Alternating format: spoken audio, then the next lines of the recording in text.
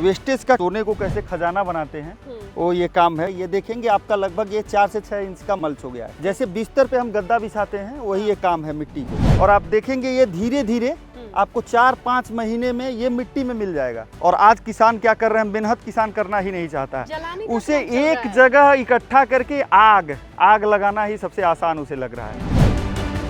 नमस्कार, गांव जंक्शन पे मैं स्नेहलता शुक्ला और महाराजगंज में बीजापार गांव है। यहाँ पे अब आपको भारी भरकम पैसा खर्च करके या 1 रुपये भी खर्च करके मल्चिंग का काम नहीं करना पड़ेगा। अगर आप वो किसान हैं जिसके पास अपना पराली है, अपना भूसा है, या फिर मशरूम के फार्म को करते हैं आप और जो अंतिम में वेस्ट बचता है जिसे फेंकने की नौबत आ जाती है उससे मल्चिंग। नवरत्न तिवारी जी ये काम 6 साल से कर रहे हैं। सबसे पहले तो तिवारी जी समझाएं कि ये तो मशरूम फार्म से निकला हुआ वेस्ट था जी। ये क्या हो रहा है इसका? ये हम आच्छादन इसका कर रहे हैं और ये काष्ठ आच्छादन में आता है। जैसे ये हमने मशरूम लिया सितंबर में और ये गेहूं के पराली को ही स्टीम करके हमने मशरूम लिया था। तो अभी मशरूम का हमारा सेशन ख़त्म हुआ है तो ये हमारे लिए वेस्टेज है। तो वेस्टेज का कैसे यूज हम सोने को कैसे खजाना बनाते हैं वो ये काम है। अभी आप देखेंगे यहाँ पे तो ये सारा हमारा मल्च हो गया है। ये देखेंगे आपका लगभग ये 4 से 6 इंच का मल्च हो गया है। जैसे बिस्तर पे हम गद्दा बिछाते हैं वही ये काम है मिट्टी को। और ये हम भू माता को वस्त्र दे रहे हैं। और आप देखेंगे ये धीरे धीरे आपको 4-5 महीने में ये मिट्टी में मिल जाएगा। एक तो कार्बन की ये पूर्ति कर देगा और दूसरे जो खर पतवार उग रहे हैं वो नहीं उगेंगे। और हमारा लगाने का क्या क्रम रहता है, ऐसे हमने बिछा दिया 4 इंच का और जहाँ लगाना है हमको फसल, क्या लगाएंगे आप इस पे अभी? इस पर हम लगाएंगे बोड़ा। अच्छा, लोबिया जिसको बोलते हैं वही लगाएंगे। अब जहाँ लोबिया लगाना है 1-1 फीट पे लोबिया लगाना है और बीच में 1-1 फीट पे मक्का देंगे। तो जहाँ लोबिया लगाना है ऐसे हाथ से खुद हल्का सा हटाएंगे, ऐसे होल बनाएंगे और यहाँ हम एक बीज लगाएंगे, लगा के ऐसे ढक देंगे। फिर 1 फीट पे ऐसे होल बनाएंगे तो बाकी सारा जमीन ढका रहेगा और यहाँ बीच में ऐसे ही जगह बना के 1-1 मक्का लगा देंगे। अच्छा, फिर इसमें न तो निराई गुड़ाई, न तो कहीं से हमें कोई छिड़काव, न तो कोई दवा, कुछ भी नहीं डालना है।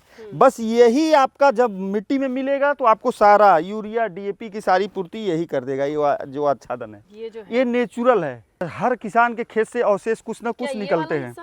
हाँ, ये भी आप देखिए, ये भी हमारा वेस्टेज ही था खेत का।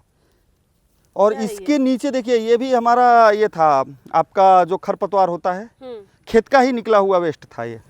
यानी जो अपने ही खेत से निकले हुए सूखी पत्तियां और जड़ें बची हैं उसको इस तरीके से मल्चिंग में इस्तेमाल लिया जाए। बिल्कुल सारी चीजों का खेत में जो भी निकले वो हमारा खजाना है। और आज किसान क्या कर रहे हैं, मेहनत किसान करना ही नहीं चाहता है, उसे एक जगह इकट्ठा करके आग लगाना ही सबसे आसान उसे लग रहा है। आप एक बार मल्च करके देखिए, आप 1 साल आपने कंटिन्यू ऐसे किया, आपके खेत का वेस्टेज को आपने मिट्टी में कंज्यूम किया, एक बार डाला तो आपको अगले साल आप कार्बन का जांच कराएंगे तो आपको कार्बन हमेशा बढ़ के ही मिलना है। अगर आपने ये प्रोसेस 1 साल तक फॉलो कर दिया तो कार्बन का जो रेशियो है आपका, अभी सबके खेत का 0 में कार्बन है तो आपका +1 में जाएगा। आप चेक कराते हैं मिट्टी का कार्बन? मिट्टी का कार्बन हमने चेक कराया था। हाँ, कराया था। अभी हमारा जो कार्बन है 2 के करीब है। आप देखेंगे हर जगह आपको ये सहजन मिलेगा, ड्रम स्टिक लगाया हुआ मिलेगा। इसका छाया क्या होता है, फसलों को नुकसान नहीं करता है कहीं भी। और इसके पत्ते पूरे साल ड्रॉप होते हैं जमीन पे। आप देखेंगे यहाँ पे ड्रॉप हुआ है। हाँ, ये सारा ड्रॉप होता है, पूरा साल ये ड्रॉप होगा। और ये फसल भी आपको फल भी दे देगा 2 बार, साल में 2 बार ये फलने वाला सहजन है। पत्तियां भी कमर्शियल हैं। तो ऐसे ही हमें कुछ भी अपना दिमाग नहीं लगाना, हमें प्रकृति को सारी चीजें करने देना है। तो ये रही मल्चिंग विधि जहाँ पर आप अपने आप से अपने खेत में पैदा हुए अवशेष से मल्चिंग कीजिए। भारी भरकम खर्च मत कीजिए। बीज को लेकर के भी किसानों को अब थोड़ी सी सावधानी बरतनी पड़ेगी। नवरत्न जी से ये हमने सीखा। और भी बहुत सारी चीज़ें हैं जो आपको बताते रहेंगे, नवरत्न जी जैसे लोगों से मिलाते रहेंगे। गांव जंक्शन के लिए मैं स्नेहलता। गांव जंक्शन को सभी सोशल मीडिया प्लेटफॉर्म्स पर फॉलो करें। व्हाट्सएप चैनल और जीमेल आईडी पर भी संपर्क साध सकते हैं।